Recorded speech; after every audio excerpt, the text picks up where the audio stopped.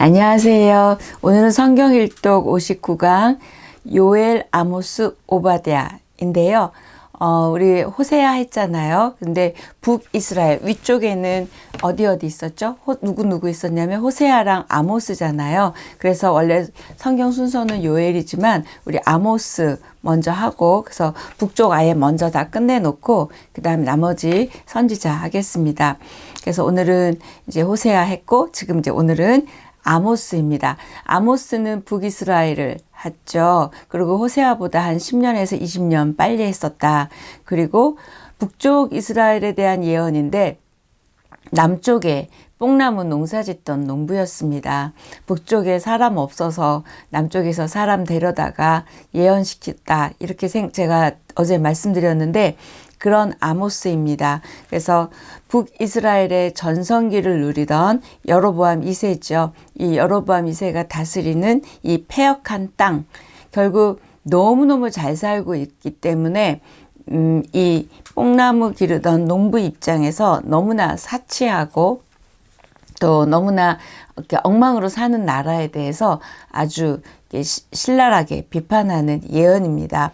그래서 남쪽 사람이지만 남유다 사람이지만 북이스라엘로 파송된 예언자 또 선지자입니다. 평범한 농부가 볼 때는 굉장히 물질에 막 흥청망청 그런 물질주의적인 북이스라엘을 보면서 많이 이제 놀랬겠죠. 그리고 또 많이 잘못된 것들을 지적합니다. 그래서 이 아모스라는 이름의 뜻이 짐을 지고 간다는 뜻이에요. 그러니까 남쪽에서 하나님이 부탁하신 그 무거운 말씀들의 짐을 지고 지금 북쪽으로 가서 예언한 선지자입니다. 그래서 남쪽에서도 작은 마을 드고아 출신이에요. 그래서 이 드고아 출신 이 농부가 북쪽에 가서 그 사치한 그런 백성들, 또 향락에 빠져 있는 백성들, 가난한 자 것들을 뺏어서 자기네들이 이렇게 사치와 향락을 하는 그런 북이스라엘 민족에게 하는 이야기입니다. 그래서 이때 북이스라엘은 경제만 좋고 잘 산 게 아니라 굉장히 종교가 많았죠. 다시 말하면 우상을 굉장히 많이 섬겼고 이방신을 많이 섬겼습니다. 그래서 하나님께서 이 북이스라엘에 대한 돌아오게 하는 방법이 하나님의 대안은 항상 사람이시죠. 그래서 지금 한 사람, 이 아모스를 선택했습니다. 그래서 가장 번성하고 부요했던 시기였으나 영적으로 타락했던 시기에 이렇게 아모스를 보낸 거죠. 빈부격차가 심했고, 그다음에 부정부패가 심했고, 또 가난한 자 압제가 심했습니다. 그 이야기 하시면서 그것 때문에 너희들이 북이스라엘이 망하게 된다. 그런데 그런 이유보다도 가장 으뜸 이유는 우상숭배죠. 그래서 사람이 먼저 하나님의 법을 파하기 전에는 먼저 자기네들이 악행을 저지르기 전에는 하나님과 멀어집니다. 하나님과 멀어지면서 서서히 이제 악이 들어가거든요. 그런 것처럼 우리도 그래요. 교회 좀 안 나오기 시작하다가 보면 또 뭔 일이 있더라고요. 그런 것처럼 지금 북이스라엘 사람들이 먼저 하나님을 멀리했고 하나님의 율법을 버리고 율법을 파기했습니다.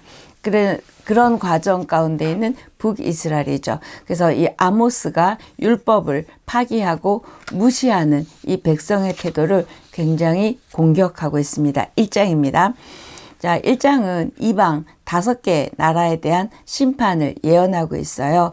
그 5개 나라에 대한 이야기인데요. 특히 3절에서 5절을 보면 이 북이스라엘 주변에 있는 나라들에 대해서 경고합니다. 그런데 경고만 하는 게 아니라 죄목을 아주 조목조목 이야기하죠. 그리고 특히 북이스라엘이 벌받는 이유를 설명하고 있습니다. 에돔에 대해서도 이렇게 얘기해요. 에돔의 서너 가지 죄. 근데 이제 서너 가지 죄가 뭐가 있었냐면 형제를 핍박한 죄, 긍휼함을 버린 죄, 노를 맹렬히 품은 죄, 이런 것들에 대해서 이야기를 하고 있는 게 1장입니다. 2장입니다. 그러면 너의 서너 가지 죄는 뭐니? 지금 아까 1장에서는 에돔의 서너 가지 죄였잖아요. 2장에서는 지금 유다의 서너 가지 죄, 이 이야기를 하고 있죠. 하나님은 제일 싫어하시는 게 하나님의 무시하는 거죠. 하나님을 무시한다는 건 결국 말씀을 멸시하고 무시한 겁니다. 그러다 보니까 율례를 지키지 않았고요. 그 다음에 거짓에 미혹됐습니다. 곁길로 나갔다. 이런 이야기가 2장 6절에 있습니다. 사람의 가치가 신발 한 켤레 가치보다도 못한 당시의 사회 분위기를 표현하고 있습니다. 3장 1절, 4장 1절, 5장 1절 다 들으라 들으라 이렇게 시작합니다. 3장입니다. 여러분 읽어보시면 그 2장과 이어지는 내용이고요. 4장 똑같이 1절 들으라로 시작합니다. 잘 사는 사람들, 그러니까 사교계죠. 이 사교계를 이 아모스는 뭐라고 표현했냐면 암소들이라고 이야기했어요. 그래서 4장 1절에 보니까 바산의 암소들이라 그러면서 바산의 암소들 그러면 그 향락에 빠진 부자들을 말하고 그들의 사치를 꾸짖습니다. 떵떵거리는 이 잘 사는 부인들이 나라를 망하든 말든 자기들은 마구 사치하고 그렇게 압제하고 살고 있는 모습을 이야기합니다. 4장 3절 4절을 보면 하르몬이라는 단어가 나오는데 이 하르몬이 똥덩이에요. 그래서 그거를 넣어서 한번 읽어보시면 되겠습니다. 아모스 5장입니다. 여러분 5장에는 굉장히 여러분이 잘 아시는 말씀이죠. 그 말씀이 나오는 5장. 그래서 아모스에서는 핵심장이 5장인데요. 정의와 공의의 삶이 뒷받침되지 않는 북이스라엘에 대한 경고입니다. 그래서 하나님이 너희가 정의가 없고 공의가 없기 때문에 지금 너희들을 심판할 수밖에 없다. 얘기하면서 여호와의 날은 심판의 날이죠. 마지막 날입니다. 그래서 5장 18절, 5장 20절에 여호와의 날. 다시 말하면 주님이 다시 오시는 날이에요. 어떻게? 심판하러 오시는 날을 말합니다. 그래서 그런데 사람들은 이 아모스가 하려고 하는 말을 알려고도 하지 않았어요. 그리고 마음으로는 하나님 오시는 여호와의 날 좋아서 기다리는 것처럼 말합니다. 그런데 여호와의 날이 너희가 기다리는 그 여호와의 날은 심판의 날이다. 그들은 그렇게 생각하지 않는데 심판의 날일 뿐이다 라고 5장에서 말해주고 있습니다. 그때 하나님이 5장에서 이렇게 얘기해요.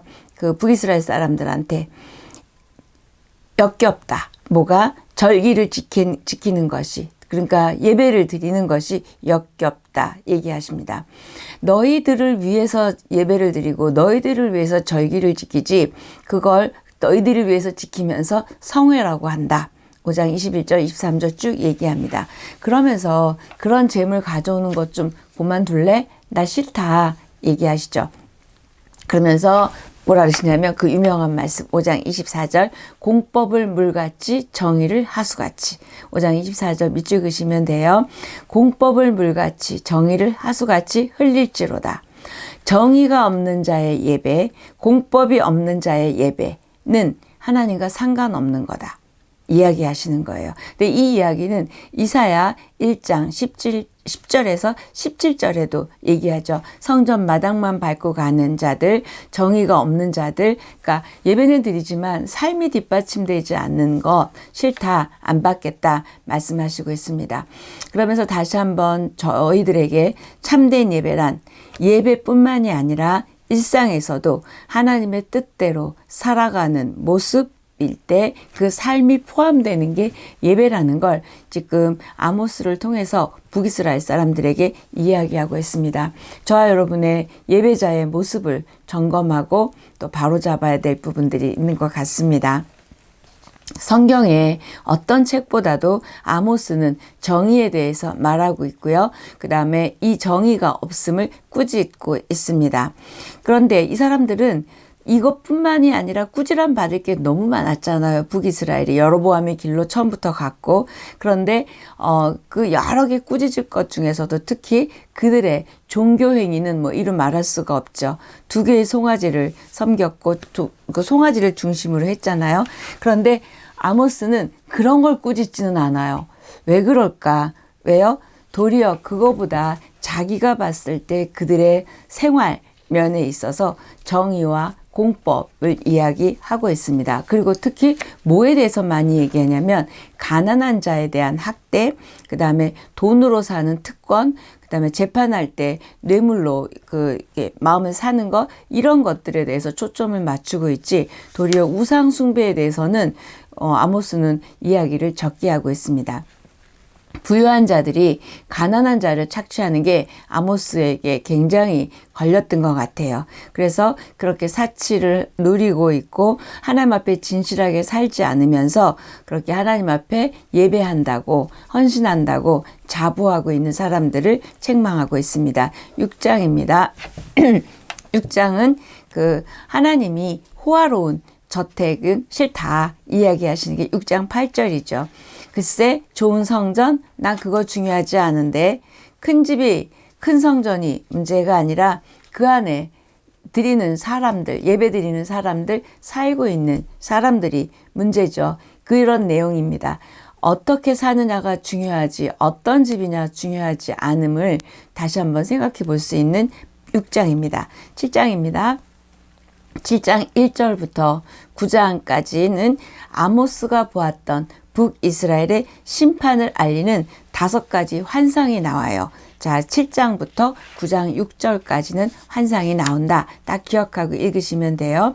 그래서 쭉 환상이 나온 다음에 무슨 환상이 나오냐면 메뚜기 재앙, 그다음에 가뭄, 다림줄, 과일 강주리, 이런 것들이 쭉 환상이 나와요. 특히 여름 과일 이 모습이 나오는데, 때가 차서 이스라엘의 끝이 이르렀음을 얘기하는 게 그 여름 과일입니다. 다림줄 환상도 보면 세 번째 환상인데요. 이 다림줄이라는 건 건축 지을 때 이렇게 줄 내려서 잘 똑바로 올라가나 이게 보는 거거든요. 납 달아가지고. 근데 이건 결국 하나님의 기준을 내려서 이게 수평이나 수직을 잘 이루고 있는 이 다림줄을 비유하면서 하나님의 말씀의 기준을 내려서 볼 때 얼마나 어긋났는지를 지금 보는 그 환상이 다림줄 환상입니다. 결국 하나님의 참된 정확한 정의와 공의로 지금 북이스라엘을 보고 있다 얘기하십니다. 그래서 재보니까 너희들이 너무 죄악이 심하다 이야기하는 게 7장 14절입니다. 7장 7절부터 9절도 쭉 황충 환상도 나오고 불환상도 나오고 여러 환상은 전부 다 공통적으로 북이스라엘의 멸망을 예표하고 있습니다. 8장입니다. 8장 2절 중요한데요. 그가 말씀하시되 아모스야 내가 무엇을 보느냐, 내가 이르되 여름과일 한강줄이니이다 하매 여호와께서 내게 이르시되 내 백성 이스라엘의 끝이 이르렀은즉 내가 다시는 그를 용서하지 아니하리니. 자, 8장 여름과일 환상 뭐라고요? 이스라엘이 이제 끝이 왔다. 그래서 시기가 임박했음을 나타내는 게 여름 과일 환상입니다. 8장 11절에서 14절 보면 심판의 날이 오는데도 하나님의 말씀을 듣지 않는 기근이 온다는 거예요. 그래서 이 말씀의 기근, 말씀을 듣지 않는 기근입니다. 이게 8장 11절 밑줄 그으셔야 돼요. 너희가 이제 기근의 때가 왔다. 말씀을 듣지 못하는 기근이 왔다고 이야기합니다. 아무리 얘기해줘도 듣지 않아요. 못 알아들어요. 이게 8장입니다. 9장입니다. 9장 12절 하나님은 항상 끝이다 얘기해 놓으시고는 또 회복시키실 말씀을 꼭 해주시잖아요. 그래서 9장 12절에서 14절 쭉 보면 어떻게 회복시키실 건지 말씀하십니다. 다른 선지서랑 마찬가지로 항상 책망 심하게 해놓으시고 어떤 무서운 심판이 와도 내가 마지막에는 이렇게 광명하고 찬란하게 너희들을 회복시키고 하나님의 자녀를 다시 세우실 것이다 라고 여전히 아모스서에서도 얘기합니다. 그래서 너희들이 이 죽어있는 신앙을 회복하고 그 다음에 이 회복을 하기 위해서는 결국 필요한 것이 뭐냐면 말씀이다. 기본으로 돌아가야 한다. 이렇게 이야기하고 있습니다. 아모스에서 말하는 가장 핵심은 이것입니다. 기본으로 돌아가라. 정의, 말씀 이런 것들 이야기하시죠. 결국 하나님의 말씀을 바로 듣는 일이 저와 여러분에게 있어서 가장 기본인 거죠. 다림줄로 내려보셨을 때 그 다림줄이 결국 말씀이거든요. 이렇게 아모스서는 그런 걸로, 그러니까 우상을 섬긴 걸 책망하기보다는 그들의 삶의 태도를 이렇게 책망하면서 이 부자들 또는 높은 사람들 또 사치, 향락 또 이런 모든 것들을 책망하는 게 아모스입니다. 잘 읽으시면 되고요. 요에서입니다. 요에서는 구약의 성령장이라고 할 만큼 성령에 대한 이야기입니다. 유다의 심판일에 대한 이야기, 마지막 날 여호와의 날에서 또 여전히 나옵니다. 이 요엘이라는 뜻은 여호와는 나의 하나님이시다 입니다. 그래서 죄송해요. 밤이라서. 네네. 자, 요엘 선지자는 이사야보다 사실은 먼저 활동했다 이런 이야기도 있지만 요엘 딱 기억하시면 좋은 게 성령의 심판, 성령장, 그 다음에 황충으로 인한 심판을 선포합니다. 그리고 회개를 촉구하는 것으로 시작하죠. 자, 요엘서 성령, 하나님의 백성을 회개시키시고 다시 무엇보다도 이 회개시키려고 할 때 하나님이 겁을 준다? 아니, 이제 곧 회개하게 하기 위해서 뭘 썼냐면 재앙을 사용하세요. 그래서 사람들이 위기가 와야 뭘 잘못했나 회개하잖아요. 그래서 지금 하나님이 재앙을 쓰는데 메뚜기 재앙을 쓰고 있습니다. 그래서 메뚜기 재앙을 통해서 너희들이 돌아오지 않으면 이렇게 망하게 될 것을 이야기합니다. 죄악으로 인해서 내려질 심판의 날, 즉 여호와의 날에 대해서 말하고 계시고요. 민족적 심판뿐만이 아니라 영원한 심판이 있음을 이야기합니다. 회개하느냐 하지 않느냐에 따라 이 심판이냐 회복이냐 이게 다 뭐로 나뉘어진다고요? 회개로 나뉘어집니다. 그래서 성령이 각 사람에게 임할 것을 말하는 게 요엘서입니다. 여러분 잘 아시는 말씀, 자녀들은 예언할 것이요 청년들은 환상을 보고, 이 말씀 있잖아요. 요엘서 2장 말씀, 그게 유명하죠. 자, 1장입니다. 들으라, 고하라, 울라, 이 얘기예요. 자, 너가 듣고 그들에게 말해라. 그 다음에 그들의 모습으로 보니까 통곡할 수밖에 없잖아요. 그래서 들으라, 고하라, 울라 이야기하시고, 그 다음에 1장 2절에 보면 말세라고 자손들에게 말해줘라. 근데 우리는 좋은 이야기는 해주고 싶지만 안 좋은 이야기는 어렵잖아요. 그런데 이때 실패의 경험, 실패로 인한 그 원인, 그 실패의 결과가 무엇인지 이야기하라고 3절에서 말씀하고 있습니다. 자녀들에게 하나님 앞에서 뭘 실수했는지 얘기하려는 거야. 엄마가 이거 잘못했고 하나님 앞에서 내가 이걸 잘못했었다 이야기를 해주라고 얘기합니다. 1장 4절에도 보면 메뚜기를 가리키는 이야기 있습니다. 2장입니다. 1장은 땅이 저주를 받아서 자연재앙, 메뚜기죠. 자연재앙이 심판을 받을 것을 설명했다면 2장은 이제 대적들의 침략으로 인해서 너희가 심판을 받게 된다는 거예요. 처음에는 메뚜기 재앙, 두 번째는 대적들. 그래서 여전히 2장 1절에도 주님의 날, 여호와의 날, 다 이 뜻은 심판 경고입니다. 그래서 가장 무서운 날이 온다 이야기하고, 무서운 날이 오니까 빨리 마음을 찢어라, 가식하지 마라, 이런 표현으로 마음을 찢고 통회하라고 말씀하시죠. 자, 2장 18절에 보면 그때에, 이 그때에는 뭐냐면 회개할 때에 하나님이 이루실 일이 있다는 표현을 2장 18절에 이야기하시고요. 그 회개에 대한 응답이 이제 19절부터 26절, 27절 쭉 회개하면 어떤 응답이 있는지를 얘기합니다.